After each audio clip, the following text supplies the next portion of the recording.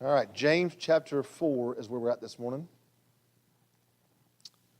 James 4.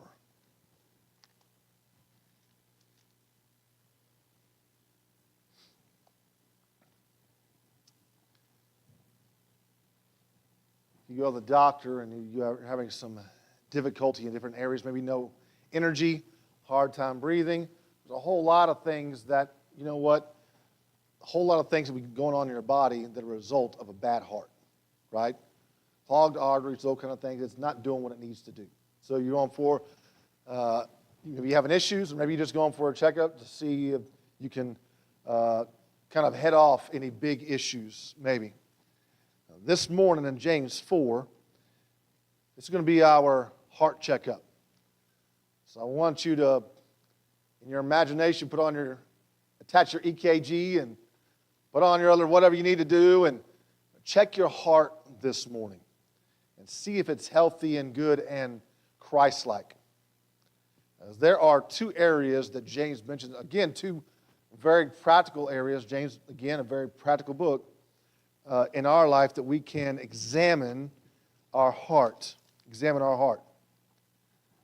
Number one, the first thing he's going to address, and something we need to be on guard against to make sure it's not part of our heart, is a slanderous heart. All right? So the title this morning is Time for a Checkup.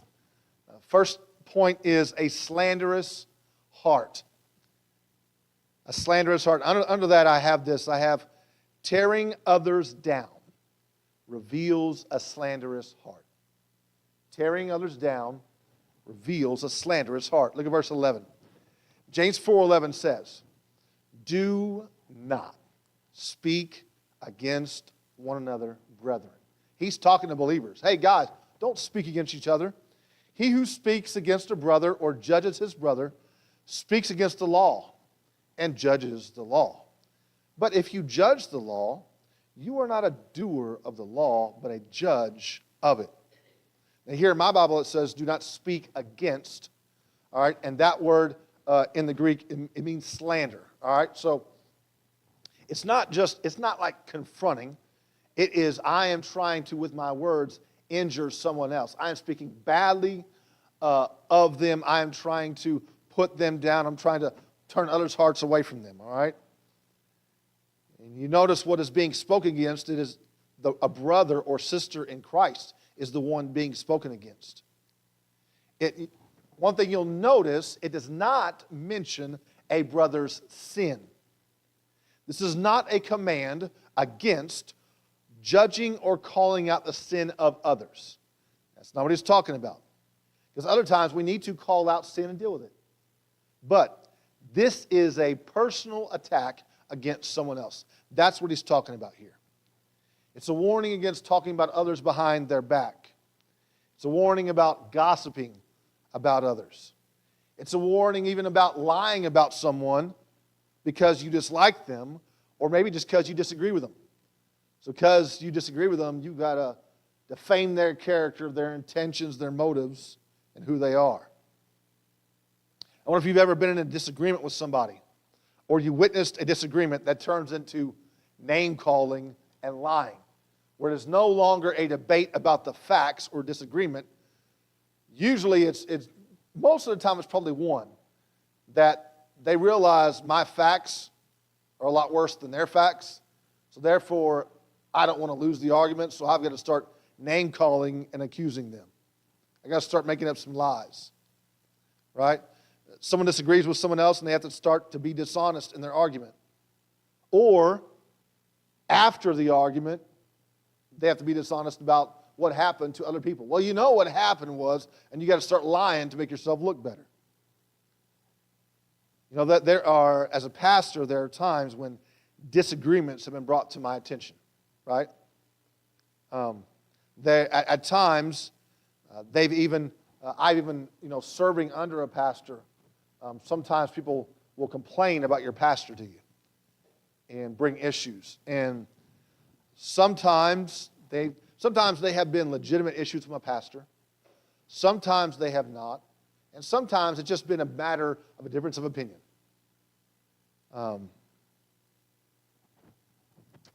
You can discuss issues with others. There's nothing wrong with discussing issues that are going on. All right, right? But we know that when you're discussing issues, it can very easily turn into slander or gossip. It can easily go in that direction. There are times when you may need to stop a discussion or even simply choose to walk away because it has turned to gossip. You know, I've not always done this perfectly, but there have been times where I can look back and I can think I have had to shut down conversations because they started turning to gossip. Even when there was, difficulty at a church I was at, and the staff all see the same issues. Well, it comes to a point when you're discussing issues as a staff, and then when you turn it to gossip. And I've had to shut those down because I don't want to be guilty of that. Right? Discussing an issue is one thing. Having a gripe session is a total another. One seeks to discuss the issue and find a solution. The other just wants to argue and complain and whine with don't care about a solution at all. Just want to complain. Right? When I'm faced with these situations, I think this is a godly attitude, so I want to share with you what I try to do. Again, I don't always do it perfectly, but I try to do it. In these situations, I first try to gather facts and try to find the truth from the fiction. You've heard that saying, right? There is your version and my version, and then there's the truth, right? So we're just trying to make sure you find facts, right? Because I think Christ would have us, and a person of integrity would want to be on the side of facts, not the side of feelings or stuff that's made up, right? But on the side of facts. So you are dealing with good information. So you need to hear from all parties if you are mediating something, and try to see things from their perspective, right? To try to figure out, is this person purposely lying, or is it merely from their point of view they see this, when the facts, it actually skews the facts a little bit, right? They have some things right, but they have some things wrong because of how they view it from their viewpoint, their perspective. Sometimes you need to discern, is there simply a misunderstanding? And we need to simply just clear some things up, right? And having a third party, a neutral, hopefully third party, can help in that, because sometimes, right, you get heated and you want your own way, and so it can be hard to hear each other, because sometimes when you're in disagreements, you do not listen. You're simply putting up with them talking until you get to voice your own opinion and what you want, right? You're not actually listening, trying to resolve the situation. Sometimes you also realize that, one side might mostly be wrong. And then that side that's wrong, they can either accept it and admit it. No, I got it wrong. It was my bad. I thought it was this way. I'd heard this thing, but it's not. Okay. Or you realize you're wrong. The facts don't line up with your viewpoint, and therefore you double down. And now you got to lie about everybody else to make yourself look better, right? Slander. Do you know what one of the most disappointing situations is? Where one side has been wrong about the other side, and then they continue to stay the course they don't want to change. Maybe in the beginning they were just in error, but because of their pride, they doubled down and delve headfirst into lies and anger. My friend, we may not intend to slander someone, but if we have unrepentant anger and hatred in our hearts, you can write this down, slander is going to follow. You are going to justify in your mind saying things about someone else that is only partially true or is totally untrue, because you are so angry and you hate them so much. You are going to justify that, and it will follow. So if you think, I don't do this, maybe you don't do this now. But if you allow anger and hatred to remain in your heart, this will follow. It's one of the reasons why anger and hatred we need to be able to forgive people even when they don't deserve it, when they don't ask for it. Doesn't matter. God, help me to have a forgiveness in my heart. Help me to forgive my trespasses as you have forgiven me, right? Help me to forgive the trespasses of others as you have forgiven me. If you think about the Lord's Prayer.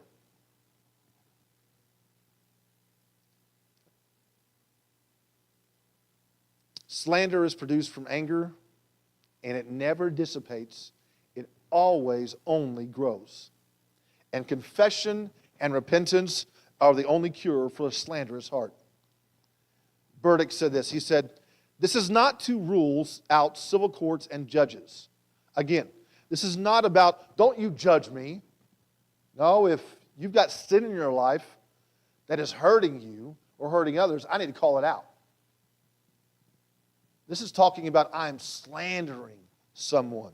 I am trying to hurt them through my words. He says, instead, it is to root out the harsh, unkind, critical spirit that continually finds faults with others. It is that attitude that says, I want to hurt you, and I will take anything I can from you, use anything I can, any vulnerability you might have to hurt you. That's what my goal is. In my view, all right, when you're thinking about, well, am I trying to be slanderous to someone, or am I trying to deal with an issue? Here's how I look at it. A discerning spirit, one that is trying to discern what is right and wrong and most helpful, a discerning spirit cares about God's commands and God's ways. If I am coming against someone because they are in sin against the Lord, I could be doing the right thing with the wrong heart. Right? That is a thing I could be doing. But that hopefully the discerning spirit cares about God's ways, God's commands, and that is the motivation for confronting someone else. A critical spirit only cares about its own way. That's what a critical spirit cares about. It's constantly looking for those who think or act differently, and it attacks them for doing so. That's what this critical, slanderous spirit, that's the attitude here.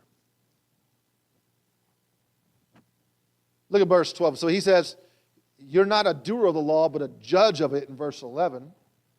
It's not our job to be the judge who condemns. But verse 12, there's only one lawgiver and judge. The one who is able to what? Save. And what else? Destroy. He can do both. Again, we need to have balance here. When you confront someone, what's the goal? Restoration. That's the goal. God is the God of judgment and salvation. He's both. You will find religious people and people in the world who want one or the other. They don't want both. They'll either want that God who will judge people, and I want to be a Pharisee and call down God's vengeance on them because I want to see them suffer. Or it could be the other one that says God's love and God's mercy and God's salvation, I can live however I want because all He wants me to do is be happy, wealthy, and wise, and He's just good.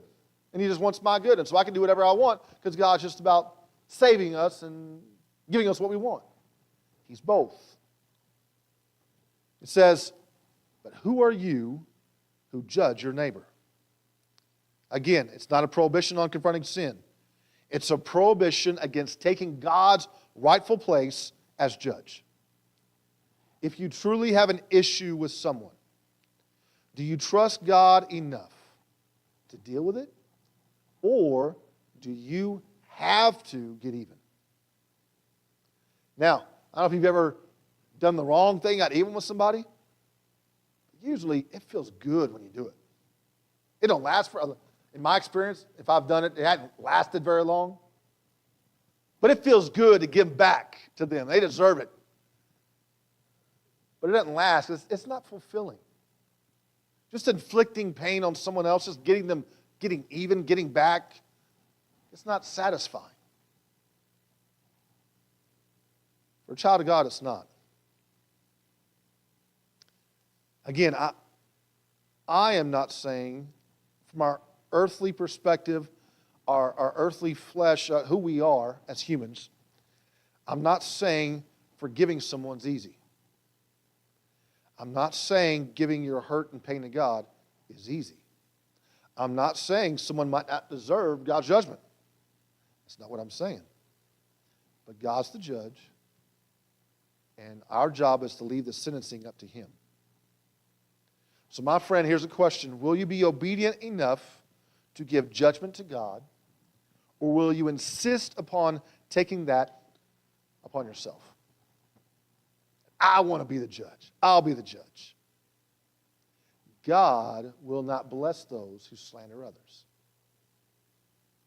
Now, hopefully, as we grow, we learn this, and this does not become a part of our lives. That's not a guarantee. I do know, they say especially like middle school, apparently that's a big deal, because that's when kids will pick on other kids even more frequently. They become more about who they are and their friends and what their friends view and their clothes and all these things. And so, man, they'll pick on people, right? In high school, it can be rough. I know kids in public school. I've been in private school in my life and homeschooled. And guess what? Kids are kids. Doesn't matter if you're in church. Doesn't matter if you're in Christian school. Doesn't matter if you're homeschooled. Doesn't matter if you're in public school. There are kids who just pick on other kids, who will have that slanderous attitude that I will want to put you down to build myself up. I want to encourage you. As a child of God, that's not part of our DNA. Part of our DNA should look like Christ. It should be Christ-like, right? And I've told my daughter this. It's not only that you are not participating in putting down others, but the other part is you'll stand up for others and be an advocate and a friend and a buffer and a protector of others. I expect that from my daughter. It's not merely you not doing wrong. It's merely you standing up for people and against people who do wrong. Stand up for others. And guess what? In school, you'll notice this. If one or two or three people stand up, bullies usually back down. What they like is they like the consensus and they like the crowd. But if they start to lose the crowd, it's no longer fun and worth it. So guess what? You never know what being that one person or those two people standing up for what's right might do. You know what? If you go with the crowd, or even you just stay silent, please keep your mouth shut and don't say you're a follower of Christ. Because you're putting up with wickedness. You're putting up with ungodly things that you could play a part in pushing back. Adults, in your family, you put up with this. In your work, you put up with this. I'm not saying you're the thought police for everybody, but I hope you know that sometimes it might come to saying, I got to stand up for this. This is wrong.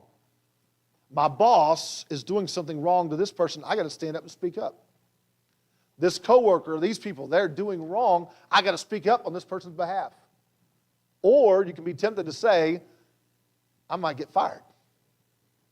That supervisor might come down on me. I'm talking about shooting off your mouth every time you get it. You know, there are times when you got to stand up for what's right. You got to say, you know what? If I'm not fighting against this, I'm complicit in it and I'm partially guilty. Because I could do something and I'm not. And you know what? If you stand up for what's right, God always blesses that. You could get fired. You trust God to take care of you? You trust God to maybe even give you something better than what you had because you did what was right? God can do that. There's a point where sometimes you got to make hard calls. It's always worth it. I've had to do that in my life, in church, and when my life was church and my job was the same thing. I've had to do that. And it cost me. It didn't cost me the Lord. God's good. God takes care of things, and God blesses. So in the moment, sometimes it can be hard, but when you do right, the peace and the comfort you get in your soul is knowing, you know what? I honored the Lord. That whatever He allows to happen in my life, it's because I honored Him, not because I shamed Him. Not because I chose the easy course, not because I was a coward and a wimp, but I was faithful to the Lord, like the 3 Hebrew children who were willing to go in the furnace. To be saved or not, whatever God chose, but I'll do what's right. So this morning, as you have your EKG hooked up to your heart, do you have a slanderous heart? I hope not. Maybe you do, or maybe you say, you know what, Lee, it's put it to my mind that I don't participate in that, but I also don't put a stop to any of it. I put up with a lot, and most of the time I didn't have to, and I don't have to, but I do just because I want to be safe. Now, my friend, I hope you make that right, make that better. Be salt and light in this world. Shine forth for Him. So there is a slanderous heart. And then he mentions a selfish heart. Number 2, a selfish heart. A selfish heart. What is a selfish heart? Underneath that is this. Making plans apart from God reveals a selfish heart. Making plans apart from God reveals a selfish heart. Look at verse 13 and 14. Come now, you who say, today or tomorrow we will go to such and such a city, spend a year there, and engage in business and make a profit. Yet you do not know what your life will be like tomorrow. You are just a vapor that appears for a little while and it vanishes away. We have this cold air out here and we're breathing like, I can see my breath. It's pretty cold. It stinks. So God through James tells us your life is that. When you go out in the cold and you breathe, that's your life. You don't know what's going to happen tomorrow. But you're going to plan for a year out. I'm going to go to this place. I'm going to do business. I'm going to make all this money, make all these plans. The issue is this, all right? It is making plans apart from God. Again, making plans is not the issue. Don't hear me and say, be a random person in every aspect of your life, all right? That's not good. That's not wise, all right? Making plans is a good thing. But it becomes a bad thing. It becomes a sinful thing when done exclusively on our own. They made their plans. You saw them according to their will. We will. We'll do this. It was not God's will. Spurgeon said this. He said, notice that these people, while they thought everything was at their disposal, while they thought they could make all these plans, he said, they used everything for worldly objects. What did they say? Did they determine with each other, we will today or tomorrow do such and such a thing for the glory of God and for the extension of His kingdom? Oh, no. There was not a word about God in it, from beginning to end. Jesus in the Gospels warned about this type of worldly and selfish thinking.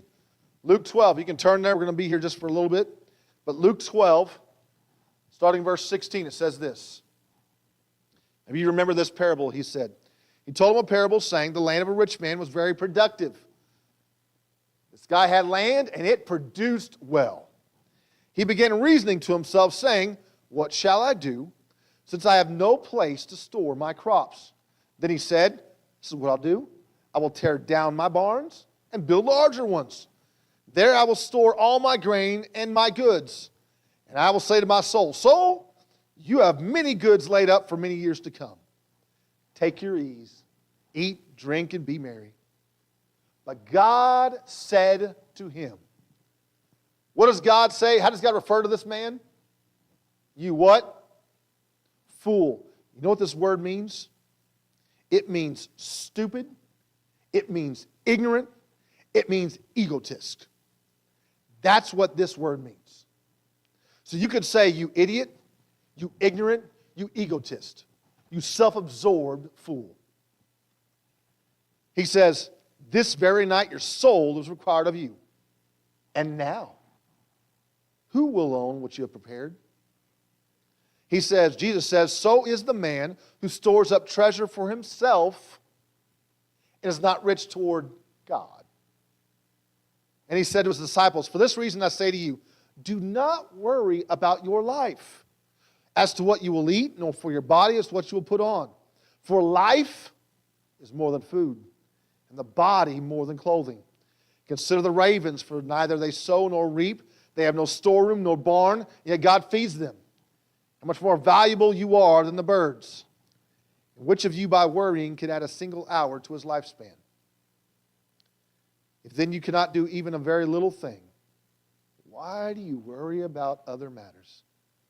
Consider the lilies, how they grow. They neither toil nor spin. But I tell you, not even Solomon, in all his glory, clothed himself like one of these. But if God so clothes the grass in the field, which is alive today and tomorrow is thrown into the furnace, how much more will he clothe you? And then he says, you men of little faith. And do not seek what you will eat and what you will drink. Do not keep worrying, for all these things the nations of the world, you could say the carnal, ungodly people on all of planet Earth. That's what he's talking about. Not followers of Christ, but just carnal men. They eagerly seek. But your Father, if you belong to God, He's your Father, He knows that you need these things. So if He knows you need these things, well then if I'm not supposed to worry about this, what am I supposed to do? He tells you, here's what you do. But seek His kingdom. You seek God's kingdom. You align yourself to His kingdom. You have that in your view, and guess what? All these things will be added to you. Do not be afraid, little flock, for your Father has chosen how? What's He say? Gladly. To do what? Give you the kingdom. God is happy and rejoices to bless you. He'll bless us some on this earth in varying ways, especially in eternity. We've got that promise to us. God is a good God who wants to be good to His children. But how do I know if God's going to bless me? If you are focused on His kingdom. That's how you know what? My heart's not a selfish one. I'm living for His kingdom. I'll make plans as God directs. Nothing wrong with that. But we also, again, need to hold those plans with a loose hand, not a clenched fist. Because even our church, we could make plans. We could say, God, we want to do this and hold it like this. What if God doesn't allow those plans to come to fruition? Then you doubt God because God failed? No. Either our idea was not God's idea, or it's simply not His timing. So what we need to do is say, God, here's an idea I have. I think this would be beneficial for the ministry, for our community, for our church. But God, would you guide and direct and help me to have an open hand to hold this thought, this goal we want. So God, that we give the results up to you. Do our part as you lead. And God, if it didn't work out, obviously it wasn't got what God wanted or didn't want right now, so we just move on. Nothing lost. But I have seen people do sinful things because they have ideas here they want to do, claiming it's for God, but then when it doesn't come to fruition, they do sinful things to try to coerce it and make it happen. Force it. It's a wrong thing to do. Because guess what? I'm your pastor. I don't know what God wants for everybody. I don't know what God wants for our church. I'm on the ride just like you. I want to be faithful and obedient. And if God opens the door, we pursue that. If not, we don't bang our heads against the door and feel all mad and upset and feel like God failed us. No, God's good. He doesn't fail. Our job is just to seek His kingdom and be faithful. Verse 15. Instead, you ought to say, if the Lord wills, we will live and also do this or that. Again, living according to God's will. That's as simple as that. You know the Lord's Prayer when He said, thy kingdom come? When he said, thy will be done? I think we mentioned that last week. We mentioned that again this week. And that fits in pretty much any passage we preach. I preach. If you live your life that way, you're not going to go wrong. It's all about him. And you're just doing your best to be obedient. If our attitude is to serve him because we are in his kingdom, we will live according to God's will. Living in God's will. Hear me out on this. As a young man, I have had thoughts about this, and people question, man, what is God's will for me, right? What does God want from me? I think living in God's will has more to do with our attitude than by knowing what particular actions to take. God may light our path one step at a time. We may have an idea of what it is 10 steps, but it may be different because God might light our path one step at a time. So if our obedience is built on one step at a time as he directs and as he lights, our attitude is, God, I will do what you want. And you're not going to go wrong. You're going to be in his will. It is seeking his kingdom first and allowing our decisions and actions to flow from that attitude, that heart issue. How's your heart? Look at verse 16. But as it is, you boast in your arrogance, all such boasting is evil. If you insist on making your own plans without asking God to lead and to bless you, then my friend, you are a fool.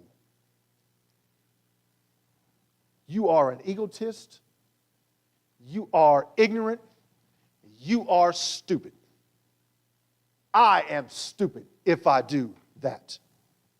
You know what? If you choose that road to go your own way without seeking God's will and his blessing, hear me on this too.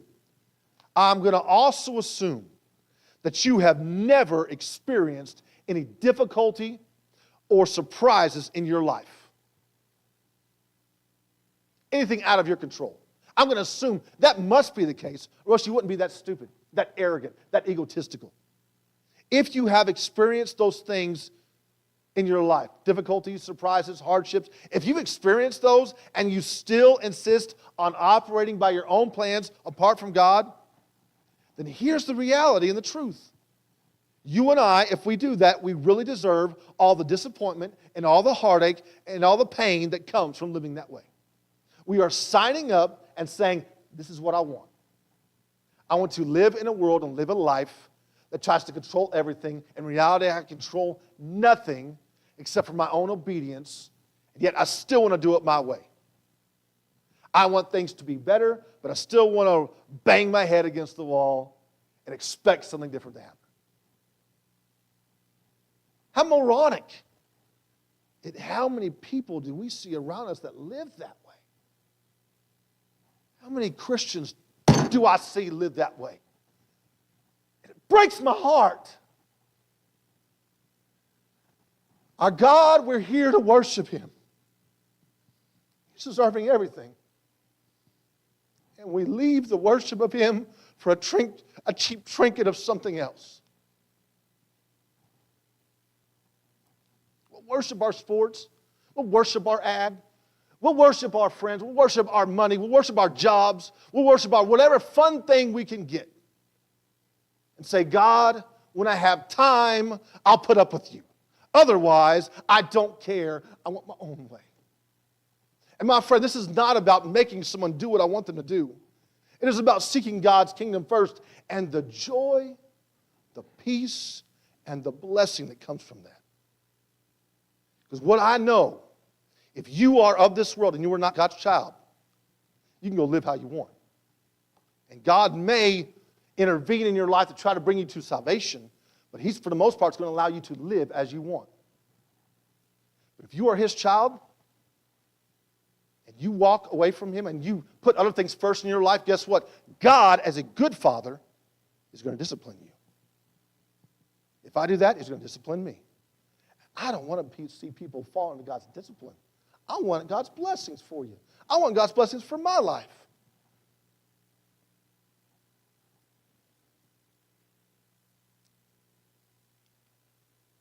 This past week, little Grace is at the house, and she's watching her little cartoons, and I paused the show. I said, hey, well, you need to pick up these toys in the living room. And you know what she starts doing? Starts crying. Starts crying. Usually, I do my best to only say things once. We need to learn to listen once. But I had mercy, and I told her 3 or 4 times. She just sits there and cries, thinking I ain't got a heart of stone, and her tears mean nothing to me, because they don't mean nothing. Just her little ploy thinking, Daddy will get me off the hook. So I give her a little swat on her booty. She cries more. She don't pick up her toys. I probably gave her another 2 times. She just sits there, cries. I give her another 3, 4 swats on her booty. She cries for a second, give her about 10 seconds or so, calm herself. All right, pick up her toys, and guess what? She picks up her toys. The issue was not, she did not understand my instructions. She knew exactly. We picked up our toys before. It's the fact that she wanted to watch her show, and she just didn't want to pick up her toys. She stared in my face, crying like I'm doing something horribly wrong, and saying, no way I'm picking up my toys. I bet I can wait you out. I bet you'll give in. Now, she is not Julia, because Julia has lived with me a lot longer. She knows better than that. Daddy is not a pushover. Daddy may offer some grace and mercy, but Daddy usually sticks to what he says. So Grace is going to learn that. Then she was good. And she had a few toys the other day, and I asked her to pick them up. She picked them up right away. And she did that before. Just that day, she was feeling obstinate. I wonder how many people here listening today maybe say, you know what, Lee, there have been times recently where my attitude towards God has been, God says, I want you to do this. And my attitude has been, that's so mean and hard. I want to stand here, I'm not going to do it. Or, don't go this way. Who do you think you are to tell me? I want to go that way. And just like that little child with a diaper on, we have that same attitude toward the great God of the universe. Because that little child is ignorant. Why? Because she's almost 2. She ain't got a clue, right? She's just acting like babies act. But a sad reality is when children of God act like babies act. Disobey him.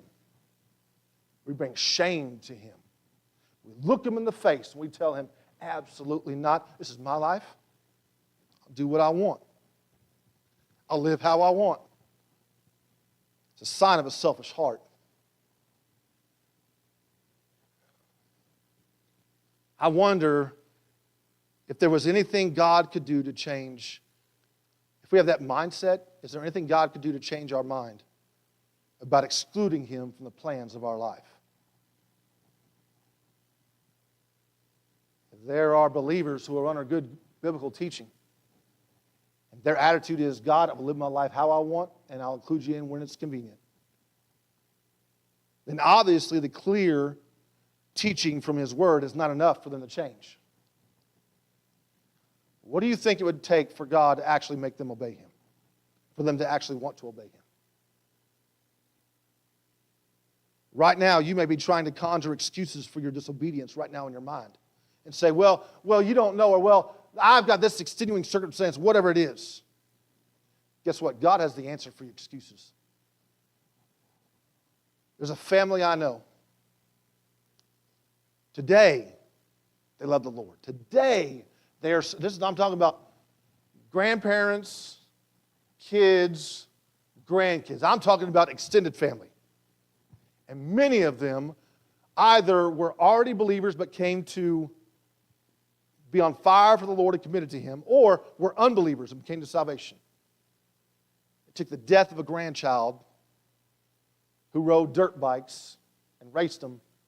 It took a tragic accident in his life when he was like 17 or 18 or 19 for God to get the hold of many of those hearts.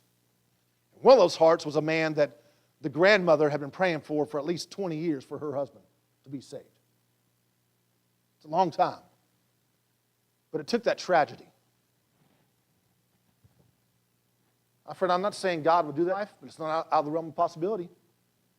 If you're willfully disobedient to God and you put other things first in your life rather than Him, and He deserves and demands to be number one, what would it take? What extenuating circumstances? What is the extent of the hardship and suffering that God would need to bring in your life to bring you to obedience? My friend, I don't want to be that. I don't want to play that game. I don't want to be like David, and my disobedience cost the life of my child. That child was innocent. God took the life of that child, part of David's punishment. God will do what He wants to do. And when I'm preaching to you, you might say, it's the same thing all the time. My friend, I'm just warning you about what God may bring in your life that you don't want. And I'm trying to proclaim to you the goodness that He offers you that's available. He's not holding it back because He's selfish. He's holding it back because as a good father, He's not going to reward disobedience. He's not going to allow you to remain and then bless you for it. No, He wants you to obey and love Him and wants to bless you for it. Verse 17, and we're going to close. Therefore, to one who knows the right thing to do and does not do it, to him it is sin. In the test of life, God is giving you the answers. You know what? If you get the answer wrong, it is sin because He's told you the answer. You can't say, oh, I'm ignorant. No, you know better. The only part you needed to play was to use the answers He's given you and obey. His answer is, it's open book. You ever been in an open book test? How dumb you have to be to fail an open book test, right? How bad and lazy you got to be. I'm not talking about you have to make 100, but man, your teacher's like trying to give it to you. Hey, y'all are struggling, let's do an open book test. He's giving you an open book test. Seek my kingdom first. Put me first in my life, in your life. Obey me. I'm going to bless you. I'm going to take care of you. I'll protect you. All these things. Boy, you just put me first and watch what I do. Leave the results up to me. But so many want to do everything on their own and think they can control the results when we got no control. So my friend, this morning, why are you still choosing to fail? We have our musicians come at this time. Sing a verse softly. This morning, do you have a slanderous heart? Maybe do you have a selfish heart? A selfish heart that does not seek God's will, God's commands, but only wants to include God when you come against a hard part. Or come against God, maybe include God when things are too hard. God, you don't get to be the one to call the shots, but I'll call you in as backup when things mess up. That's not how God works. He wants to be in control. Father, this morning, we need to put you first. Father, there's any here this morning that are not putting you first, whether they're lost, whether they are a disobedient believer. God, I pray that you would bring them to right relationship with you. God, that would put you first and seek your kingdom. Father, that there are believers here, God, that are seeking your kingdom, putting you first. God, I pray that you open the windows of heaven and you bless them abundantly. And let it be an example to others to follow. And look how God blesses His faithful children. Father, for those that are disobedient to you, God, I pray that you'd stand against them. You wouldn't allow them to feel comfortable in their sin. But God, that you would bring them under conviction and right relationship with you. And God, that you can therefore bring blessings their way. This morning, work on our hearts. Help us to be obedient to how you direct us. In your name we pray. Amen. As we sing this morning.